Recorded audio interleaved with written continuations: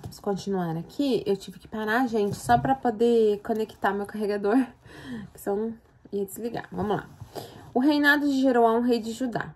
Logo, Jeroão se fortaleceu no reino de seu pai e matou à espada todos os seus irmãos e alguns líderes de Israel. Uau, esse daqui era terrível e matou os irmãos. Ele tinha 32 anos de idade quando começou a reinar e reinou 8 anos em Jerusalém. Andou nos caminhos dos reis de Israel, como a família de Acabe havia feito, pois se casou com uma filha de Acabe, e fez o que o Senhor reprova. Entretanto, por causa da aliança que havia feito com Davi, o Senhor não quis destruir a dinastia dele. Ele havia prometido manter para sempre os descendentes de Davi no seu trono. Nos dias de Jeroão, os edonitas rebelaram-se contra o domínio de Judá, proclamando seu próprio rei. Por isso, Jeroão foi combatê-lo com seus líderes e com todos os carros de guerra. Os edonitas cercaram Jeroão e os chefes de seus carros de guerra, mas ele os atacou à noite e o rompeu o cerco inimigo. E até hoje, Edom continua independente de Judá. Nessa época, a cidade de Líbna também tornou-se independente, pois Jeroão havia abandonado o Senhor, o Deus de seus antepassados, e ele até construiu altares idólatras nas colinas de Judá, levando o povo de Jerusalém a prostituir-se e Judá a desviar-se. Então Jeroão recebeu uma carta do profeta Elias que dizia: Assim diz o Senhor, o Deus de Davi, seus antepassados, você não tem andado nos caminhos de seu pai Josafá, nem de Asa, rei de Judá, mas sim nos caminhos dos reis de Israel, levando Judá e o povo de Jerusalém a se prostituírem na idolatria como a família de Acabe. E ainda assassinou seus próprios irmãos, membros da família de seu pai, homens que eram melhores do que você.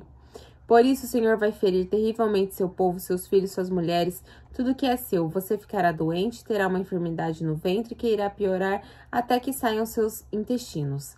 O Senhor despertou contra Jeroão a hostilidade dos filisteus e dos árabes, que viviam perto dos etíopes. Eles atacaram o reino de Judá, invadiram e levaram todos os bens que encontraram no palácio do rei, e também suas mulheres e seus filhos. Só ficou Acasias, o filho mais novo. Depois de tudo isso, o Senhor afligiu Jeroão com uma doença incurável nos intestinos. Assim, tempo depois, ao fim do segundo ano, tanto se agravou a doença que seus intestinos saíram e ele morreu, sofrendo dores horríveis. Seu povo não fez nenhuma fogueira em sua homenagem como havia feito para seus antepassados. Jeroão tinha 32 anos de idade quando começou a reinar e reinou por 8 anos em Jerusalém. Morreu sem que ninguém o lamentasse, foi sepultado na cidade de Davi, mas não nos túmulos dos reis. O reinado de Acasias, rei de Judá. O povo de Jerusalém proclamou Acasias, filho mais novo de Jeroão, rei em seu lugar, uma vez que as tropas que tinham vindo com os árabes mataram todos os outros filhos dele. Assim começou a reinar Acasias, filho de Jeroão, rei de Judá. Acasias tinha 22 anos de idade quando começou a reinar e reinou 1 ano em Jerusalém. O nome de sua mãe era Atalia, neta de Omri. Ele também andou nos caminhos da família de Acabe, mas sua mãe lhe dava maus conselhos. Ele fez o que o Senhor reprova com os membros da família de Acabe haviam feito, pois, depois da morte de seu pai, eles se tornaram seus conselheiros para sua ruína. Ele também saiu do conselho deles quando se aliou a Jorão, filho de Acabe, rei de Israel, e saiu à guerra contra Azael, rei da Síria, e em Ramote de Gileade. Jorão foi ferido e voltou a Jezreel para recuperar-se dos ferimentos sofridos em Ramote na batalha contra Jezreel, rei da Síria. Depois, Acasias, rei de Judá, foi a Jezreel visitar Jorão, que se recuperava dos ferimentos. Por meio dessa visita, Deus provocou a queda de Acasias. Quando ele chegou, saiu com Jorão ao encontro de Jeú, filho de Nissim, a quem o Senhor havia ungido para destruir a família de Acabe.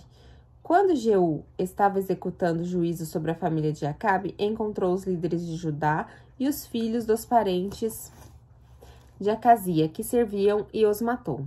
Saiu então em busca de Acasias e seus soldados e capturaram em Samaria, onde havia se escondido. Levado a Jeú, Acasias foi morto, mas não lhe negaram sepultura, pois disseram: ele era neto de Josafá, que buscou o Senhor, e de todo o coração. Assim a família de Acasias não tinha mais ninguém que pudesse ser rei. Joás escapa de Atalia. Quando Atalia, mãe de Acasias, soube que seu filho estava morto, mandou matar toda a família real de Judá. Mas Joaceba, filha do rei Jeorão, pegou Joás, um dos filhos de Acasia, que iam ser assassinados, e lhe colocou num quarto junto com sua ama. Assim, Joaceba, filha do rei Jeorão, mulher de sacerdote Joaída, e irmã de Acasias, escondeu Joás de Atalia, de forma que ela não pôde matá-lo. 6 anos ele ficou escondido com elas no templo de Deus, enquanto Atalia governava o país. No sétimo ano, Joiada encorajou-se e fez um acordo com os líderes dos batalhões de Sem, Acasias, filho de Jeorão, Ismael, filho de Joã, Azarias, filho de Obedé, Maaseias, filho de Adaías, e Elisafate, filho de Zicrim. Eles percorreram todo o Judá, reuniram todas as cidades dos levitas e os chefes de famílias israelitas. Quando chegaram a Jerusalém, toda a assembleia fez um acordo com o rei no templo de Deus. Joiada lhe disse: reinará o filho do rei, conforme o Senhor prometeu acerca dos descendentes de Davi. Vocês vão fazer o seguinte: 1/3 de vocês, sacerdotes e levitas, que entrarão de serviço no sábado, deverá ficar vigiando as portas do templo. 1/3 do palácio real, 1/3 da porta de alicerce, e todo o povo estará nos palácios do templo do Senhor. Ninguém deverá entrar no templo do Senhor, exceto os sacerdotes e os levitas de serviço. Estes podem entrar porque foram consagrados, mas o povo deverá observar o que o Senhor lhes determinou. Os levitas deverão posicionar-se em torno do rei, todos de arma na mão. Matem todo aquele que entrar no templo, Acompanhem o rei onde quer que ele for. Os levitas e todos os homens de Judá fizeram como o sacerdote Joiada havia ordenado. Cada um levou seu soldado, tanto os que estavam entrando de serviço no sábado quanto os que estavam saindo, pois o sacerdote Joiada não havia dispensado nenhuma das divisões. Então ele deu aos líderes dos batalhões de Sem as lanças e os escudos grandes e pequenos que haviam pertencido ao rei Davi e que estavam no templo de Deus. Posicionou todos os homens, cada um de arma na mão, em volta do rei, perto do altar e no templo, desde o lado sul até o lado norte do templo. Joiada e seus filhos trouxeram o filho do rei e o coroaram, entregaram-lhe uma cópia da aliança e o proclamaram rei, ungindo-o e gritando: Viva o rei! Quando Atalia ouviu o barulho do povo correndo e aclamando o rei, foi ao templo do Senhor onde estava o povo. E lá ela viu o rei à entrada em pé junto à coluna. Os oficiais e os tocadores de corneta estavam ao lado do rei, e todo o povo se alegrava ao som das cornetas. Os músicos, com seus instrumentos musicais, dirigiam os louvores. Então Atalia rasgou suas vestes e gritou: Traição! Traição! O sacerdote Joiada ordenou aos líderes das batalhas de Sem, que estavam em comando das tropas: levem-na para fora, por entre as fileiras, e matem a espada todo aquele que a seguir. Pois os sacerdotes disseram: não a matem no templo do Senhor. Então eles a prenderam e a levaram à porta dos cavalos, no térreo do palácio, e lá a mataram. E Joiada fez um acordo pelo qual ele, o povo e o rei seriam o povo do Senhor. Então todo o povo foi ao templo de Baal e o derrubou. Despedaçaram os altares e os ídolos, mataram Matã, sacerdote de Baal, em frente aos altares. Joiada confiou a supervisão do templo do Senhor aos sacerdotes levitas, nos quais Davi tinha atribuído tarefa no templo, para apresentarem os holocaustos ao Senhor, conforme está escrito na lei de Moisés, com júbilo e cântico, segundo as instruções de Davi. Também pôs guardas nas portas do templo do Senhor, para que não entrasse ninguém que de alguma forma estivesse impuro. Levou consigo os líderes dos batalhões de Sem, os nobres e os governantes do povo, e juntos conduziram o rei do templo do Senhor ao palácio, passando pela porta superior. E instalaram o rei no trono. E todo o povo se alegrou. A cidade acalmou-se depois que Atalaia foi morta à espada. Ok, vou continuar agora no segundo vídeo, tá bom? Terminando agora as primeiras 5 páginas. Já a gente volta. Voltando aqui. Nós estamos no capítulo 24, Segunda Crônicas, ok? Então, a Atalaia tinha sido morta, né? E vamos começar aqui, as reformas de Joás no templo. Joás tinha 7 anos de idade quando se tornou rei e reinou 40 anos em Jerusalém. O nome de sua mãe, Zibia, ela era de Berseba. Joás fez o que o Senhor aprova enquanto viveu o sacerdote Joiada. Este escolheu para Joás 2 mulheres e ele teve filhos e filhas. Algum tempo depois, Joás decidiu fazer reparos no templo do Senhor. Ele reuniu os sacerdotes e os levitas e lhe disse: vão à cidade de Judá e recolham o imposto devido anualmente por todo Israel, para fazer reparos no templo de Deus. Vão agora mesmo. Os levitas, porém, não agiram imediatamente, por isso o rei convocou Joiada ao sumo sacerdote, e ele lhe perguntou: por que você não exigiu que os levitas trouxessem de Judá e Jerusalém um imposto determinado por Moisés, servo do Senhor, e pela Assembleia de Israel, para a tenda da Arca da Aliança? De fato, Atalaia, aquela mulher ímpia, e os seus filhos tinham arrombado o templo de Deus e tinham até usado seus objetos sagrados para cultuar os Balaíns. Então, por ordem do rei, fizeram uma caixa e a colocaram do lado de fora à entrada do templo do Senhor. Fez-se a seguir uma proclamação em Judá e em Jerusalém, para que trouxessem ao Senhor o imposto que Moisés, servo de Deus, havia exigido de Israel no deserto. Todos os líderes e todo o povo trouxeram com alegria suas contribuições, colocando-as na caixa até enchê-la. Sempre que os levitas levavam a caixa até os supervisores do rei, estes vinham que havia muita prata. O secretário real e o oficial sumo sacerdote esvaziavam-na e levavam de volta, fazendo isso regularmente a juntar uma grande quantidade de prata. O rei e Joiada entregaram essa prata para os homens que executaram os trabalhos necessários no templo do Senhor. Eles contrataram pedreiros, carpinteiros e também operários que trabalhavam em ferro e em bronze para restaurar todo o templo. Os homens encarregados do trabalho eram diligentes e o que garantiu o progresso da obra de reforma Eles construíram o templo de Deus de acordo com o modelo original e o reforçaram. Quando terminaram, trouxeram o restante da prata ao rei e a joiada, e com ela foram feitos utensílios para o templo do Senhor, utensílios para o serviço e para os holocaustos, além das tigelas e outros objetos de ouro e de prata. Enquanto Joiada viveu, holocaustos foram apresentados continuamente no templo do Senhor. Joiada morreu com a idade avançada, com 130 anos. Foi sepultado com os reis na cidade de Davi, em atenção ao bem que havia feito a Israel em favor de Deus e todo o seu templo.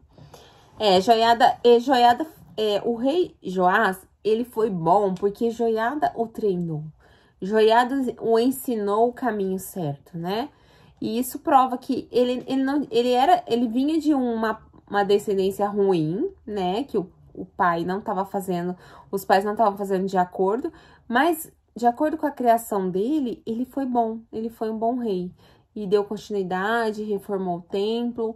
Então, a gente vê muito que, às vezes, a pessoa não é boa ou a pessoa não é ruim.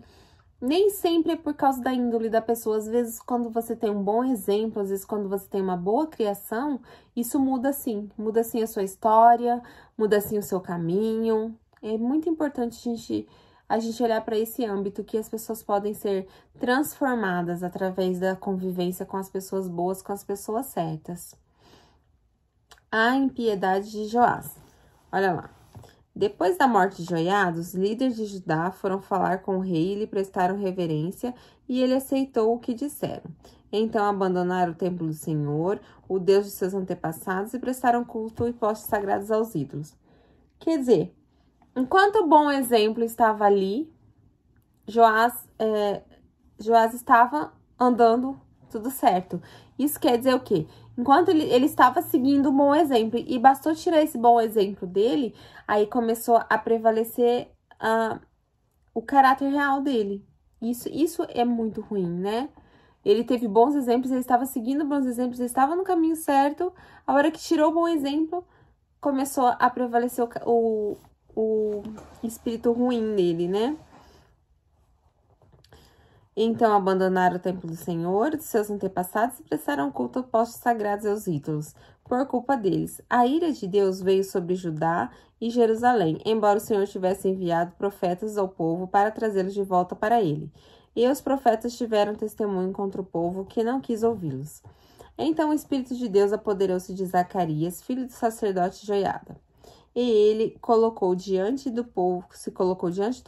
Isto é o que Deus diz. Por que vocês desobedeceram os mandamentos do Senhor? Vocês não prosperarão. Já que abandonaram o Senhor, ele os abandonará. Mas alguns conspiraram contra ele e, por ordem do rei, apedrejaram-no até a morte no pátio do templo do Senhor. O rei Joás não levou em conta que Joiada, pai de Zacarias, tinha sido bondoso com ele e matou seu filho. Este, ao morrer, exclamou: Veja isto, Senhor, e faça justiça. Na virada do ano, o exército arameu marchou contra Joás, invadiu Judá e Jerusalém, matou todos os líderes do povo e enviou para Damasco ao seu rei tudo o que saqueou. Embora o exército arameu fosse pequeno, o Senhor entregou nas mãos dele um exército muito maior por Judá ter abandonado o Senhor, o Deus de seus antepassados. Assim, o juízo foi executado sobre Joás. Quando os arameus foram embora, deixaram Joás seriamente ferido. Seus oficiais conspiraram contra ele porque ele tinha assassinado o filho do sacerdote Joiada e o mataram em sua cama. Assim, ele morreu e foi sepultado na cidade de Davi, mas não nos túmulos do rei.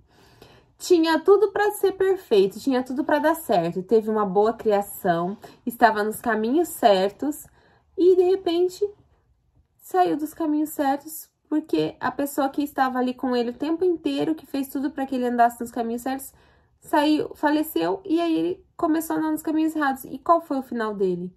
Triste, como de todo mundo que acaba desviando. Tinha tudo para dar certo. Nos 5 minutos do segundo tempo, estragou tudo. E não foi nem sepultado nos túmulos do rei. Quer dizer, não morreu nem com honras. Reinou durante tantos anos nos caminhos certos. Teve um reino tão abençoado. Depois que saiu dos caminhos do Senhor, acabou tudo, não é? E ainda cometeu um pecado enorme de matar o filho daquele que tanto fez por ele, né? Que praticamente, eu acredito que, assim, aqui não fala, mas era como se Joiada, como se fosse o pai dele, porque foi ele que criou, né? Foi ele que criou. E ele acabou conspirando contra o filho dele, né? Os que conspiraram contra ele foram Zabade, filho da Amonita Simeate, e Jeozabade, filho do Moabita Sinrite. Quanto a seus filhos, as muitas profecias a seu respeito e o relato da restauração do templo de Deus, tudo está escrito nas anotações do livro dos reis, e seu filho Amazias foi o seu sucessor. Amazias tinha 25 anos de idade quando começou a reinar, e reinou 29 anos em Jerusalém. O nome de sua mãe, Jeoadã, ela era de Jerusalém. Ele fez o que o Senhor aprova, mas não de todo o coração. Quando sentiu que tinha o reino sob pleno controle, mandou executar os oficiais que haviam assassinado o rei seu pai. Contudo, não matou os filhos dos assassinos, de acordo com a lei que está escrita em Levi. Contudo, não matou os filhos dos assassinos, de acordo com o que está escrito na lei, no livro de Moisés, onde o Senhor ordenou: os pais não morrerão no lugar dos filhos, nem os filhos morrerão no lugar dos pais. Cada um morrerá pelo seu próprio pecado. Amazias reuniu os homens de Judá e, de acordo com suas respectivas famílias, nomeou chefes de 1000 e de 100 em todo Judá e Benjamim. Então, convocou todos os homens com mais de 20 anos e constatou que havia 300.000 homens prontos para o serviço militar, capaz de empunhar lança e escudo. Também contratou em Israel 100.000 homens de combate pelo valor de 3,5 toneladas de prata. Entretanto, um homem de Deus foi até ele e disse: Ó rei, essas tropas de Israel não devem marchar com você, pois o Senhor não está com Israel, não está com ninguém do povo de Efraim. Mesmo que vá a combate corajosamente, Deus o derrotará diante do inimigo, pois tem o poder para dar a vitória e a derrota. Amazias perguntou o homem de Deus: Mas e as 3,5 toneladas de prata que paguei a essas tropas israelitas? Ele respondeu: O Senhor pode lhe dar muito mais que isso. Então Amazias mandou de volta os soldados de Efraim. Eles ficaram furiosos com Judá e foram embora indignados. Amazias encheu-se de coragem e conduziu seu exército até o Vale de Sal, onde matou 10.000 homens de Seir. Também capturou outros 10.000 que levou para o alto de um penhasco e atirou de lá, e todos eles se espatifaram. Enquanto isso, as tropas de Amazias haviam mandado de volta, Enquanto isso, as tropas que Amazias havia mandado de volta não lhes permitiu participar da guerra. Atacaram cidades de Judá, desde Samaria até Bet-Horon. Mataram 3.000 pessoas e levaram grande quantidade de despojos. Amazias voltou da matança dos edomitas, trazendo os deuses do povo de Seir, e os quais estabeleceu como seus próprios deuses. Inclinou-se diante deles e lhes queimou incenso. Então a ira do Senhor acendeu-se contra Amazias, e ele viu um profeta que disse ao rei: Por que você consulta os deuses desse povo, que nem é seu povo, que nem seu povo pudera salvar? Enquanto ele ainda falava, o rei o interrompeu: Por acaso nós os nomeamos conselheiros do rei? Pare, por que você quer ser morto? O profeta parou, mas disse: Sei que Deus decidiu destruí-lo, porque você fez tudo isso e não deu atenção ao meu conselho. Depois de consultar os seus conselheiros, Amazias, rei de Judá, enviou mensageiros a Jeoás, filho de Jeoacás e neto de Jeú, rei de Israel, com este desafio: venham me enfrentar. Contudo, Jeoás respondeu a Amazias: O espinheiro do Líbano enviou uma mensagem ao cedro do Líbano: dê sua filha em casamento ao meu filho. Mas um animal selvagem do Líbano veio e o pisoteou o espinheiro. Tu dizes a ti mesmo que derrotaste Edom e agora estás arrogante e orgulhoso. Mas fique em casa, porque provocar uma desgraça que levará Judá contigo à ruína? Amazias, porém, não quis ouvi-lo, pois Deus mesmo queria entregar Amazias e seu povo a Jeoás, pois pediram conselhos aos deuses de Edom. Então Jeoás, rei de Israel, o atacou.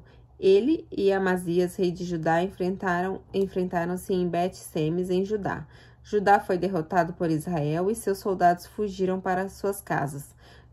Jeoás capturou Amazias, filho de Joás e neto de Acasias, em Bet-Semes. Então Jeoás levou-a para Jerusalém e derrubou 180 metros de muro da cidade, desde a porta de Efraim até a porta de Esquina. Ele se apoderou de todo o ouro, de toda a prata, de todos os utensílios encontrados nos templos de Deus que haviam estado sob a guarda de Obed-Edom, e ainda dos tesouros do palácio real. Também fez reféns e então voltou para Samaria. Amazias, filho de Joás, rei de Judá, viveu ainda mais 15 anos depois da morte de Joás, filho de Jeoacás, rei de Israel. Os demais acontecimentos do reinado de Amazias, do início ao fim, estão escritos nos registros históricos dos reis de Judá e de Israel. A partir do momento em que Amazias deixou de seguir o Senhor, conspiraram contra ele em Jerusalém e ele fugiu para Laquins, mas o perseguiram até lá e o mataram. Seu corpo foi trazido de volta a cavalo e sepultado junto aos seus antepassados na cidade de Judá. O reinado de Uzias, rei de Judá. Então todo o povo de Judá proclamou Uzias rei aos 16 anos de idade no lugar de seu pai Amazias. Foi ele que reconquistou e reconstruiu a cidade de Elate para Judá, depois que Amazias descansou com seus antepassados. Uzias tinha 16 anos de idade quando se tornou rei e 52 anos em Jerusalém, e reinou durante 52 anos em Jerusalém. Sua mãe era de Jerusalém e chamava-se Jecolias. Ele fez o que o Senhor aprova, tal como seu pai Amazias, e buscou Deus durante a vida de Zacarias, que instruiu no temor de Deus. Enquanto buscou o Senhor, Deus o fez prosperar. Ele seguiu a guerra contra os filisteus e derrubou muros de Gade, de Jabne, de Asdob. Depois reconstruiu cidades próximas a Asdob e em outros lugares do território filisteu. Deus o ajudou contra os filisteus, contra os árabes que viviam em Gurbaal e contra meunitas. Os amonitas pagavam tributo a Uzias e sua fama estendeu-se até a fronteira do Egito, pois havia se tornado muito poderoso. Uzias construiu torres fortificadas em Jerusalém, junto à porta da esquina, à porta do vale e no canto do muro. Também construiu torres no deserto e cavou muitas cisternas, pois ele construía muitos rebanhos na Céfala e na planície. Ele mantinha trabalhadores em seus campos, em suas vinhas, nas colinas, nas terras férteis, pois gostava da agricultura. Uzias possuía um exército bem preparado, organizado em divisões de acordo com os números dos soldados convocados pelo secretário Jeiel e pelos oficiais Maacéias, sob o comando de Ananias, um dos oficiais do rei. O total de chefes da família no comando dos homens de combate eram de 2.600. Sob o comando deles havia um exército de 307.500 homens treinados para a guerra, uma força poderosíssima que apoiava o rei contra seus inimigos. Uzias providenciou escudos, lança, capacete, couraças, arco e atiradeiras de pedra para todo o exército em Jerusalém. Construiu máquinas projetadas por peritos para serem usadas nas torres e nas defesas das esquinas, máquinas que atiravam flechas e grandes pedras. Ele foi extraordinariamente ajudado e assim tornou-se muito poderoso e sua fama espalhou-se para longe. Entretanto, depois que Uzias se tornou poderoso, o seu orgulho provocou a sua queda. Ele foi infiel ao Senhor e ao seu Deus, entrou no templo do Senhor para queimar incenso no altar de incenso. O sumo sacerdote Azarias e outros 80 corajosos sacerdotes do Senhor foram atrás dele. Eles o enfrentaram e o disseram: não é certo que você, Uzias, queime incenso ao Senhor. Isso é tarefa dos sacerdotes, os sacerdotes de Arão, consagrados para queimar incenso. Saia do santuário, pois você foi infiel e não será honrado por Deus o Senhor.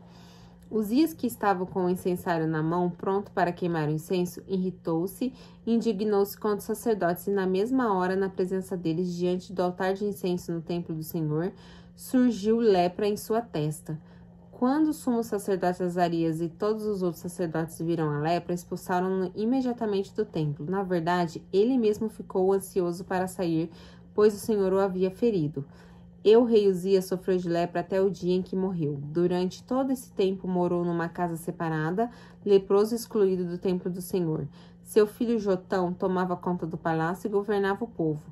Os demais acontecimentos do reinado de Uzias, do início e fim, foram registrados pelo profeta Isaías, filho de Amós. Uzias descansou com seus antepassados e foi sepultado perto deles, num cemitério que pertencia aos reis, pois o povo dizia: ele tinha lepra, seu filho Jotão foi seu sucessor. O reinado de Jotão, rei de Judá. Aqui também, né, a gente vê o caso de... Tava no topo e caiu por desobediência. Sempre a desobediência tem mostrado que cada vez que eles alcançam o topo, aí o orgulho, a soberba sobressai a eles e eles acabam cometendo esses pecados e acabam perdendo tudo que eles conquistaram, né? Capítulo 27, o rei de Jotão, rei de Judá. O reinado de Jotão, rei de Judá. Ai, gente, desculpa. Gente, as letras começam a embaralhar totalmente, olha aqui. Não, quem tá pegando o vídeo, nunca mostrei a Bíblia, já mostrei algumas vezes, olha o tamanho. A minha vista, às vezes eu leio assim, eu leio o começo e não leio o final da palavra, por isso que às vezes eu erro. O reinado de Jotão, rei de Judá. Jotão tinha 25 anos de idade quando começou a reinar e reinou 16 anos em Jerusalém. O nome de sua mãe era Jerusa, filha de Zodaque. Ele fez o que o Senhor aprova, tal como seu pai. Mas, ao contrário dele, não entrou no templo do Senhor. Claro, né, gente? Quem, depois da desobediência, de entrar, depois que você viu a desobediência, você vai fazer igual? Não, né? Tinha medo, né? Tinha respeito, né? Não entrou no templo do Senhor. O povo, contudo, prosseguiu em suas práticas corruptas. Jotão reconstruiu a porta superior do templo do Senhor e fez amplos trabalhos no muro da colina de Ofel. Construiu cidades nos montes de Judá, bem como fortes e torres nas matas. Jotão guerreou contra o rei dos Amonitas e derrotou. Então os Amonitas pagaram-lhes 3,5 toneladas de prata, 10.000 barris de trigo e 10.000 de cevada durante 3 anos seguidos. Jotão tornou-se cada vez mais poderoso, pois andava firmemente segundo a vontade do Senhor, seu Deus. Por isso que a gente fala pra andar com Deus, né? Que as coisas dão certo. E realmente, né? A Bíblia mostra que dá. Eu particularmente, minha vida tem dado muito certo depois que eu descobri os caminhos do Senhor. Agora eu quero desafiar você a andar nos caminhos do Senhor para você descobrir o poder que tem isso. O poder que tem andar nos caminhos do Senhor. Quais as consequências disso? Porque muita gente fala, nossa, se você vira cristão, as coisas não vão dar certo pra você, as provas vão aumentar, as coisas vão começar a dar errado, porque o inimigo vai se levantar contra você. Gente, quem tá com Deus, tá com Deus. Calma, o que tem que acontecer pode estar no seu destino, isso é para fazer você crescer espiritualmente, para fazer você crescer na vida, para fazer você se tornar melhor. As provas vêm para te tornar melhor, para fazer você amadurecer. E não porque você se tornou cristão e tudo vai dar errado na sua vida para você ser um bom cristão. Não. Quem tá com Deus, tá com Deus. E as consequências de estar com Deus são muito melhores do que piores. Eu te garanto. Tem pessoas que falam assim, nossa, fulano aceitou Jesus no final da vida e vai pro céu. Isso não é justo. Gente, vocês não conseguem entender que é muito melhor aceitar Jesus durante a vida? Porque você tem uma vida pela frente que com Deus é muito mais fácil, com os ensinamentos, com as ordenanças de Deus, é muito mais fácil enfrentar os problemas que vão vir. As pessoas não conseguem ver isso. Aceitar Jesus no fim da vida é ter perdido toda uma vida que poderia ter sido muito, muito melhor, muito mais rica, muito mais preenchida, porque é isso que Deus faz, Ele preenche o vazio que está dentro de nós, Ele cura muitas coisas que nós temos dentro de nós, Ele cura, Ele tem essa capacidade, mas é aquilo que a gente viu lá no começo. Você tem que ter uma coisa muito simples que se chama fé. Se você tiver fé, você vai alcançar tudo que você quiser, pela fé, pela confiança em Deus. E eu garanto para vocês, o que está aqui na Bíblia, isso aqui não é um livro de contos. Isso daqui não são contos, isso aqui não é historinha para boi dormir. Eu não estou lendo a Bíblia porque eu queria ler a Bíblia. Não, eu estou lendo porque o Espírito Santo me incomodou muito para que eu lesse a Bíblia. E eu estou lendo para incentivar as pessoas a ler. Não é possível que você vai morrer, passar sua vida inteira sem ter lido esse livro de capa a capa. Não é possível que vai acontecer isso com você. Não é possível. A vida é muito curta e acho que todo mundo tem a obrigação de ler o livro mais famoso do mundo, que é a Bíblia. Não é possível que você não vai ser culto o suficiente, que você não acredite na Bíblia, mas você tem que ler até mesmo para não acreditar. Eu acho que a pessoa, eu sou ateu, é ateu, você já leu a Bíblia? Não, como que você pode dizer que não acredita numa coisa que você nem conhece? Como que alguém pode dizer que não acredita? É igual falar que não gosta de jiló. Nunca nem comeu jiló e não gosta de jiló. Ai, não gosta de fulana, nem conhece fulana e não gosta de fulana. Quanto de intimidade você tem com fulana para não gostar de fulana? As pessoas precisam parar de falar que não querem uma coisa que nem conhecem. As pessoas precisam primeiro conhecer, primeiro entender, primeiro compreender, para depois dizer não quero. Não, as pessoas já... não gostei disso, não quero, não gosto, não gosto. Gente, que ignorância! Isso chama-se ignorância. Vamos parar, vamos começar a analisar as coisas como elas realmente são. Ok? Vamos continuar aqui. Ai, eu me empolgo, gente. Me empolgo, desculpa. É isso que acontece. Vocês ficam lendo a Bíblia, vocês começam a ficar muito questionadores também, viu?